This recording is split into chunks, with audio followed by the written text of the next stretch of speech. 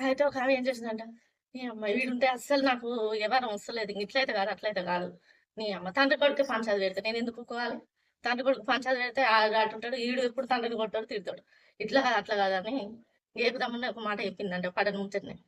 ఇంగ చెప్పంగానే ఏమైంది, ఇంగ ఖతం ఈ కొడుకు పలపలా అని 4 దెబ్బలేసిండంట తండ్రిని. వానికెందుకు ఆడు పిల్లలు, పిల్లలు, మనవలు, మనవరాళ్ళు అందరొచ్చిరంట. ఆడు అట్లాంటోడు కానే కాదంట. ఇంగ ఆని మీద లేనిపోనిది పెట్టాలి. వీడిని దూరం కొట్టాలి ఎట్లైనా. ఈనికి నేనేంది వండి పెట్టేది, చేసేది, బట్టలు పిండేసేసేది అని ఇంగ ఖతం లేనిపోని చెప్పేవరకు ఈడు పల్ల పల్ల 4 దెబ్బలేసి, "ఏయ్! నువ్వు నాకాడ రావద్దు, నువ్వు నాకాడ రావద్దు, నాకాడ రావద్దా" ఇంక ఈడిని మొత్తం దూరం చేసి పడేసిర్రంట ముసలోడిని.